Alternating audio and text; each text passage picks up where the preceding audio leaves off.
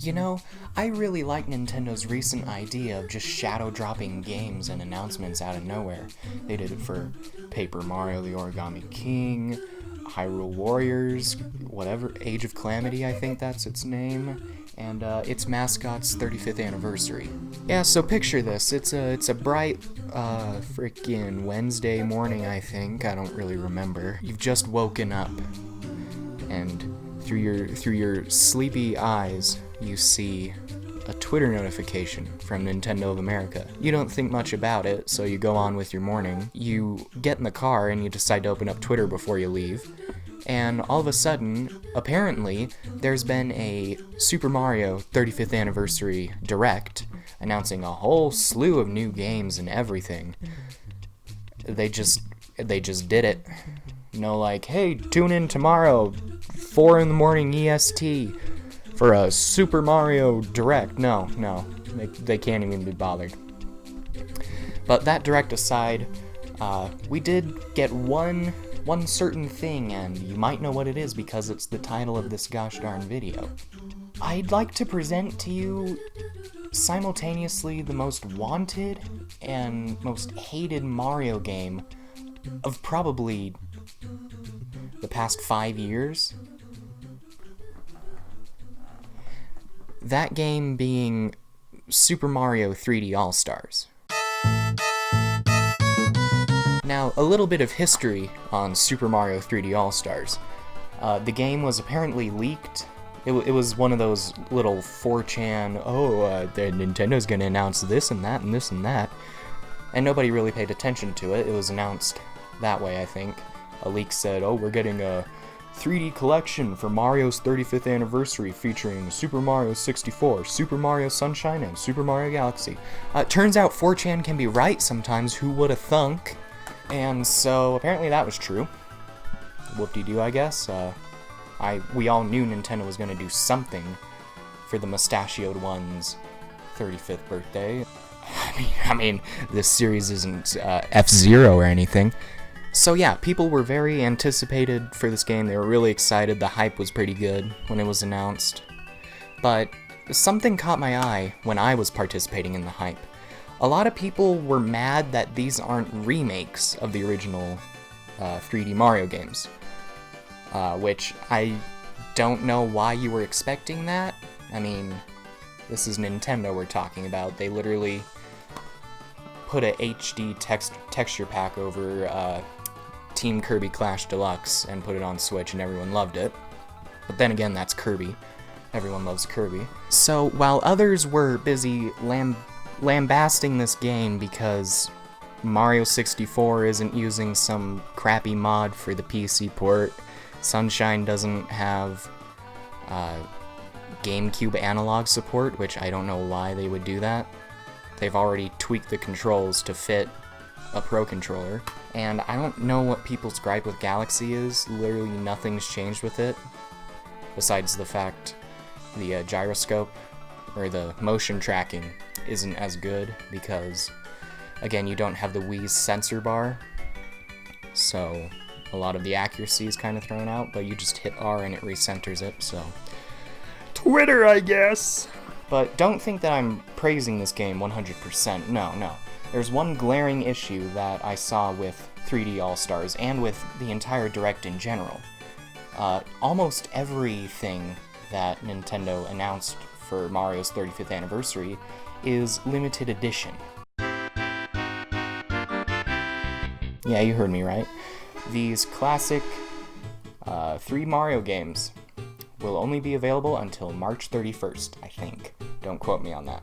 And then they're gone forever, as far as we know. They may re-release the game for every anniversary, I really don't know. And my main issue with it being limited edition, even though I have a copy right here, and it's not like they're gonna restrict my access to actually play the game until March 31st, Super Mario 35. My main gripe with it is that it's very anti-consumer. I mean, you have 3 of what's known to be the best Mario games of all time here for arguably a reasonable price if you look at how much 64, Galaxy, and Sunshine are all worth, like, together.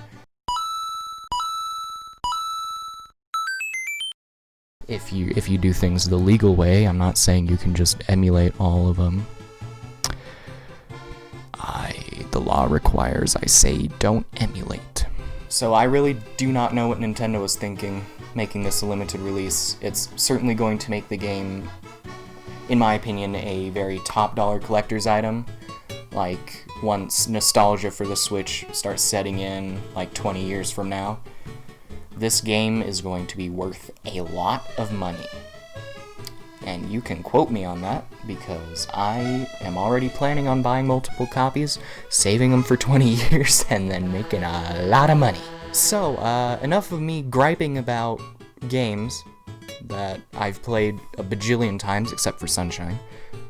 And let's actually talk about the games in my actual review of them. And... Alright, so first off, we have Super Mario 64 for the Nintendo 64. Now, I must say before I get into these that I'm not going to do a comprehensive overview on the controls or the story or any of that, because these games are around nearly 25 years old at this point, which would be stupid to go over them, and redundant. You can just look up a Wikipedia article for all I care. Immediately I noticed that Super Mario 64 in 3D All-Stars is actually based off of the Shindu edition of Super Mario 64, which was a version released only in Japan, which added more voice clips, because when the game originally released in Japan, it didn't have many of the voice clips done by Charles Martinet, so a lot of the clips were just silent. The main reason I noticed this is because the backwards long jump, a widely known speedrunning technique, is immediately absent. I tried to do it in Hazy Maze Cave and realized it wasn't there. And also, I realized that once you throw Bowser in the Bowser fights, Mario does not say "So long, gay Bowser," which many of the fans have interpreted as Mario calling Bowser gay, which is not true. His over-exaggerated Italian accent, combined with the compression of the Nintendo 64, makes it sound like he's saying "So long, gay Bowser." But in this version, he just says bye-bye, because in Japan, Bowser was never referred to as Bowser, he was always referred to as Koopa. Overall, this is a very good port of Super Mario 64. I don't see any glaring issues with it, besides the fact that for some reason, the cannon controls, when you hop into a little cannon, usually when you point down on the control stick, the cannon moves up. For some reason, it's inverted here, and it really threw me off, but after a while, I got used to it. And frankly, if you're gonna whine and complain that some controls got switched around, your priorities are a little out of whack, buddy. Alright, next up we have Super Mario Sunshine, released on the Nintendo GameCube. Now, correct me if I'm wrong, but this is the first time a GameCube game has ever even been ported to a modern Nintendo console without the use of the original discs, because the Wii was essentially a GameCube with motion controls. Out of all three of these games, I do think that Sunshine got the least attention, the least attention. It was revealed on Twitter a few days ago that 3D All-Stars is essentially a Nintendo 64, a GameCube, and a Wii emulator on a cartridge, which there's no problem with that. What did you expect? And there's an issue in Super Mario Sunshine when playing on an emulator. In the secret levels, many of the moving blocks and platforms have invisible cubes that they follow on their track, and for some reason on emulators, these cubes show up for some reason. You can go read an article, I may put one in the description, who knows, about why these cubes appear. And I must say, either they didn't playtest it into the secret stages, or they just were confident in their own emulator, or perhaps they even just took Dolphin, which I think may be illegal, but I don't know, I'm not making any accusations. But one prop that Sunshine does have over 64 is that the game was enhanced to make it widescreen, which I don't know why they didn't do it for 64. Maybe it's harder to do that with Nintendo 64 ROMs as opposed to GameCube ISOs. But it is neat that the game is now in widescreen, or I could just be stupid and they just stretched it out to fit my display. Super Mario Sunshine, aside from flaws the game has already been shredded to bits for having, it's a fine Mario game. These are all fine Mario games. Alright, next up is Super Mario Galaxy, released for the Wii in about 2007, I think. The only reason I said the date for Galaxy is because that's the only one I know by heart. So there's nothing really to write home about with Galaxy other than they integrated motion controls for the... I was wondering how they were going to do that, actually, where maybe they would force you to play with the Joy-Cons detached, so it's like a Wii Remote nunchuck, but no, they just took the gyroscope inside the controllers and made you tilt them to use the little cursor. Except for in handheld mode, where you have to tap the screen to use the little cursor to pick up star bits. I mean, it wouldn't be that hard. They had you twist the Switch around for the puzzles in Breath of the Wild. Then again, you're more frantic with Galaxy, so you probably couldn't see the screen. I don't know, I'd prefer to play it in tabletop mode if I'm gonna play Galaxy. So that's really my only complaint. These are all fine Mario games. This video is actually pretty short, so let's go back to real life me and see what my conclusions are. Goodbye!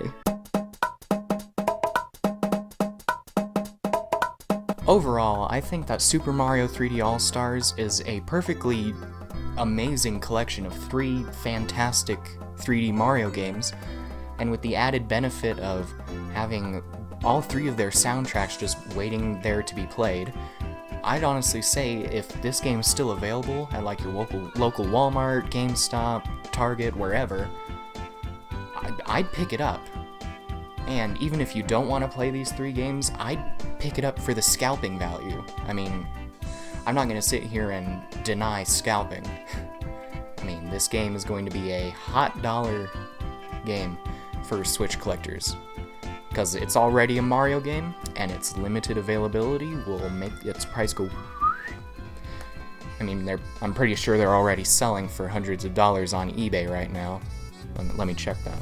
I mean, the highest offer right now, for one, is $10,000.